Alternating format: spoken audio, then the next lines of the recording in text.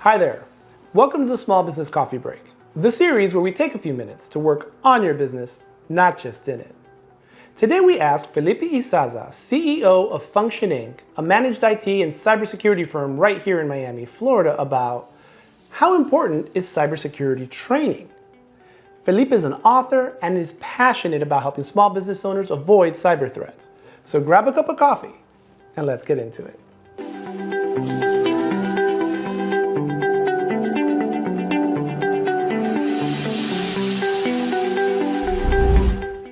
So how important is training to staff, to employees, to even outside vendors, right? So if you have an IT professional that isn't particularly cybersecurity, maybe how important is training to those individuals? Yeah, absolutely. I mean, I think ongoing training and that goes for any profession or people in school, just kind of like brushing up on that. But constant training gives you the ability of seeing from our perspective who's not really paying attention to what they're clicking, but also on the end user side, being able to learn what's clickable, what can be clickable, what not, what not to click on, what attachment looks fishy, or even in terms of signatures, like, they're getting better at signatures, but in the past they would misspell, Right. things that just look weird. Or, I think most of the time, don't get fooled by that free $50 Amazon card, like no one's just giving away. Well, when in doubt, don't click. I mean, Yeah. this is me and Michelle, my wife, we have this conversation, and I will literally get a phone call that says, hey, I just got a text that says X. Yeah. Do I click on it? No.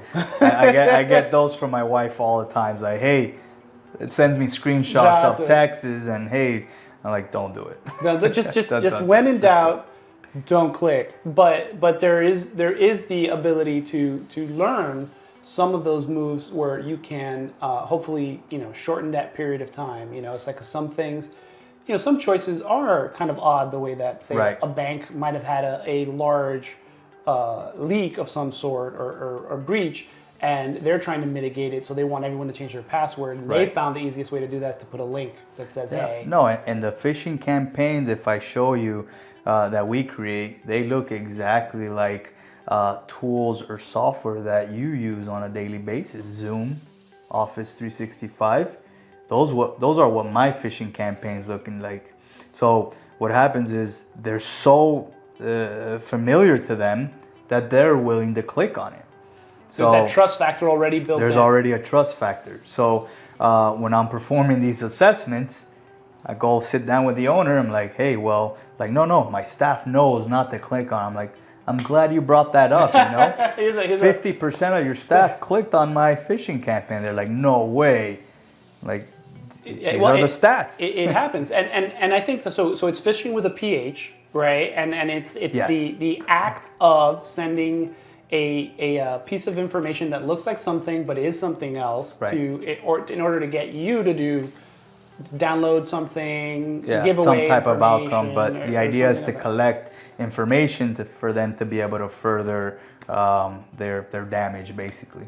And phishing with a PH, but there's smishing, which is what the text. SMS phishing. So SMS text. Yeah, so that's the one my wife will get and to be like, hey, do I Exactly. click on this thing? Yeah, And then phone calls as well. They're trying to social engineer people with insurance scams. And I got one today from FPL. Hey, you didn't, obviously the language they're speaking in is already, kind of given. something different than you would expect. Yeah, and hey, you didn't pay your FPL. Do you want to pay it now? I'm like, yeah, sure, wait for it. And just hang up. So I mean, there are all types of scenarios to be vigilant. That you have to be aware of, and we talked about it a little bit earlier. Sometimes they take this information and grab it. You may have an employee who clicked on a link that they weren't supposed to, and nothing bad happened. Right. For Yeah. months and months and months. Yeah, and that's typically the scenario, depending on how big the organization is. Threat actors will be in there for 3 months, and they're patient, and they want to know how much damage they can do before executing that ransom. So think lion, looking at the gazelle. That's it. And just waiting Wait it out. until they can actually grab it, not just immediately running after it. Yeah, absolutely. And in some cases, like the forensics we perform after the math is just, before you know it, like that trail, the breadcrumbs leads us to, 3, 4, even 6 months of having access to the systems. To the systems. And just waiting. So social engineering, I like it to say it's basically, it's modern day con artists, right? Right.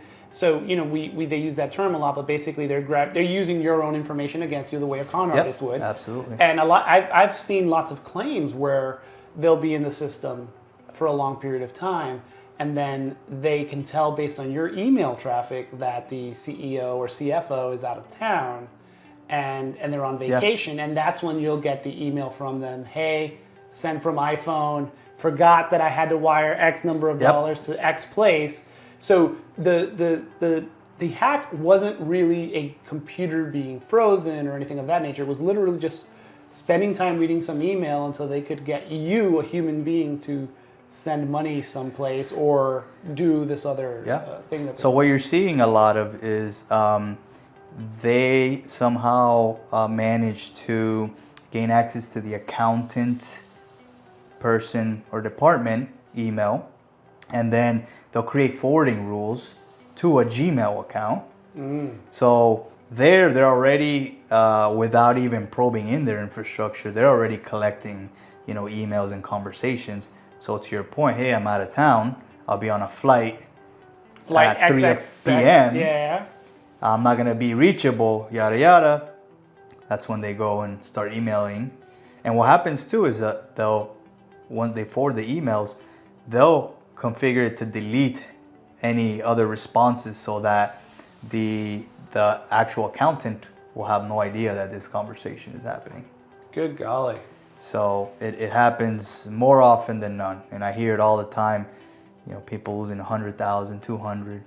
People unfortunately in those situations, and that money is very difficult to recover through regular means. Yep.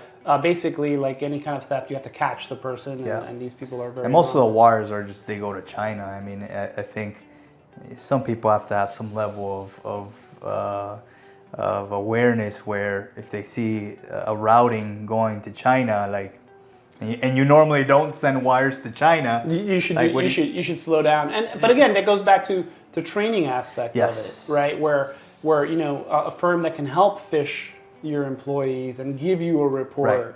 I mean, we're a small firm here. There's six of us, but we run it 3 times a year. That's great. So that we know, hey, and every so often I'm afraid it's going to be my name that shows up on that list, because some of these can be pretty sophisticated. Yeah, we do it on a monthly basis, and I usually do it for our staff weekly. Let's keep the cyber conversation going. If you have any questions for Felipe, ask him in the comments, or I put his contact information in the description. If you have any questions you'd like me to ask Felipe or any other professional in their field, my contact information is also in the description, and I'm always available through a direct message. See you next week for another cup of coffee and more questions answered.